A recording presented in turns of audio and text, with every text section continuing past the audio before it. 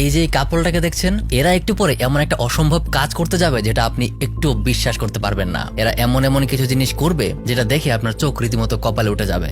এই মেয়েটা যার নাম জেস, সে তার বয়ফ্রেন্ড নিককে বলছে এই যে মেয়েটা আসছে, মেয়েটার পেছনে 8টা ছেলে দেখবা পেছনে ফিরে তাকাবে। কিন্তু তার বয়ফ্রেন্ড নিক তাকে বলে না না না না, 8টা ছেলে বেশি হয়ে যায়, মাত্র 5টা ছেলে তাকাবে, এর বেশি হবেই না। তাদের ঠিক পাশে কিছুটা দূরেই আর একটা ধনী লোক বসেছিল। সে তখন বলে তোমাদের সবার ধারণা ভুল, আমার মনে হয় 3টা ছেলে ঘুরে তাকাবে। তারপর দেখা যায় মেয়েটার দিকে মোট 7 জন ঘুরে তাকায়। এখন যেহেতু 7 8-এর সবচেয়ে কাছাকাছি, তাই সেই বাজিটাতে জেস জিতে যায় এবং তারা বাজি ধরেছিল মোট $100। এখন এই লোকটার পরিচয় করিয়ে দেই। এই লোকটার নাম হচ্ছে লিওন। সে একজন প্রফেশনাল জুয়ারি। তার কাজই হচ্ছে বিভিন্ন খেলায় গিয়ে বাজি ধরা।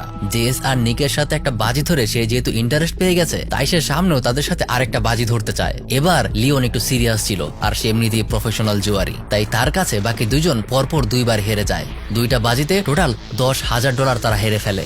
এতে নিক আর জেসের মাথায় কিছুটা জেদ চেপে যায়। তখন তারা আবার বাজি ধরে সামনে থাকা প্লেয়ারের বলটা হাত ফসকে পড়ে যাবে, যেখানে লিওন বলে না, এবার বলটা ক্যাচ ধরে ফেলবে। কিন্তু এবারও লিওনের কথাটাই সত্যি হয়, যার কারণে আবারও জেস আর নিককে বাজিতে হেরে যেতে হয়।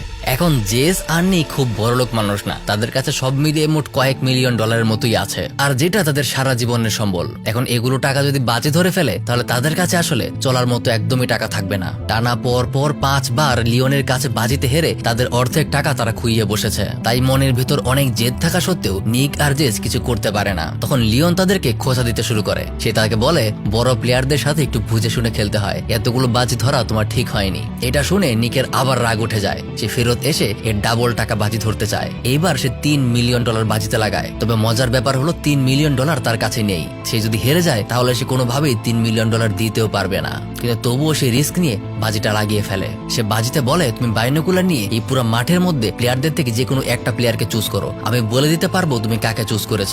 লিওন ভাবে এবার হয়তো লোকটা পাগল হয়ে গেছে, কারণ এটা কোনোভাবেই সম্ভব না। সে মনে মনে কাকে চুজ করছে এটা কারো পক্ষে বলে দেওয়া সম্ভব না। তাই লিওন তাকে নিয়ে হাসি তামাশা করতে শুরু করে। তখন নিক আরো এক ধাপ উপরে উঠে বলে এত হাসি তামাশা করো না, আচ্ছা ঠিক আছে আমি গেস করবো না, তুমি কাকে সিলেক্ট করবে এটা আমার গার্লফ্রেন্ডই বুঝতে পারবে। এবার এটা শুনে যে নিককে সাইডে টেনে নিয়ে গিয়ে কথা শোনাতে শুরু করে। সে তাকে বলতে শুরু করে অলরেডি আমাদের অর্ধেকের বেশি টাকা আমরা হারিয়ে ফেলেছি, আর বাজির টাকাও আমাদের কাছে নেই। এবার হেরে গেলে আমাদেরকে নিজেদের কিডনি বিক্রি করা ছাড়া আর কোনো অপশন থাকবে না। কিন্তু তবুও নিক তাকে বলে তার উপর একটু ভরসা রাখতে, কোনোভাবেই তারা হারবে না, এই বিশ্বাস তার আছে। জেসও বুঝে উঠতে পারে না নিকের এই বইমান আত্মবিশ্বাস আসলে কিভাবে আসলো।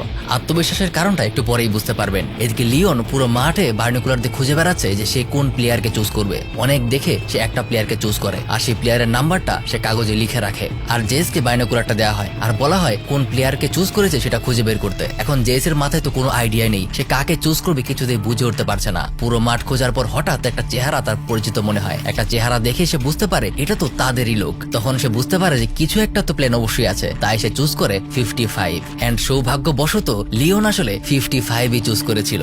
যখন জেস বলে যে 55, তখন লিওনের মাথায় আকাশ ভেঙে পড়ে। সে বুঝতেই পারে না যে কিভাবে এটা সম্ভব হলো, কিভাবে জেস বুঝতে পারলো যে লিওন আসলে 55 চুজ করেছে।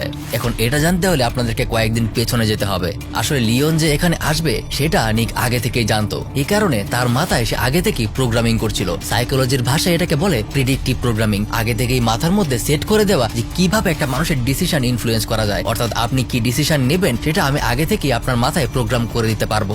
নিক খুব সুন্দর করে প্ল্যান করে 55 নাম্বারটাকে বারবার লিওনের সামনে উপস্থাপন করছিল। আর যে লোকটাকে সে চুজ করেছে সেই লোকটাকেও কয়েকবার তার সামনে এনে হাজির করিয়েছিল। এই কারণে সাবকনসিয়াসলি লিওনের মাথায় এই লোকটার চেহারা আর 55 নাম্বারটা একদম গেঁথে গিয়েছিল। শুধুমাত্র এটাই না, আরো কয়েক জায়গায় সেই 55 লেখাটাকে খুব সুন্দর মতো সে গেঁথে দিয়েছিল। যেমন তার হোটেলের ঝাড়বাতির ডিজাইন 55, তারপর তার হোটেলের দারোয়ানের ড্রেসের মধ্যে নাম্বারটাও 55। এমনকি লিওন গাড়ি থেকে যে কয়েকবার বাইরে তাকিয়েছে ওখানে সে 55 সংখ্যাটাই দেখেছে, এবং পুরোটাই নিক আসলে আগে থেকে প্ল্যান করে রেখেছিল। এত জায়গায় নিক 55 সংখ্যাটাকে লিখে রেখেছিল যে বারবার লিওন যখন এখানে হোটেলে এসেছিল সে মনে মনে বারবার 55 সংখ্যাটাকে দেখছিল, যার কারণে সাবকনসিয়াসলি তার মাথায় 55 সংখ্যাটা একদম সেট হয়ে গিয়েছিল। এই জন্য লিওন 55ই সিলেক্ট করে।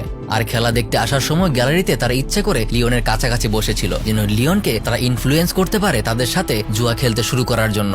কারণ লিওন যেহেতু একজন প্রফেশনাল জুয়ারি, সে যদি কোনোভাবে আশেপাশে জুয়ার গন্ধ পায় তাহলে সে সরাসরি জুয়া খেলতে চলে যাবে। এটা তার জন্য খুবই স্বাভাবিক। তাই নিক খুব সুন্দর করে একটা মাস্টার প্ল্যানিং করে লিওনের সাথে গেম খেলে লিওনকে হারিয়ে দিয়ে চলে যায়। আর লিওন বুঝতেও পারে না যে তাকে আসলে কিভাবে হারানো হয়েছে।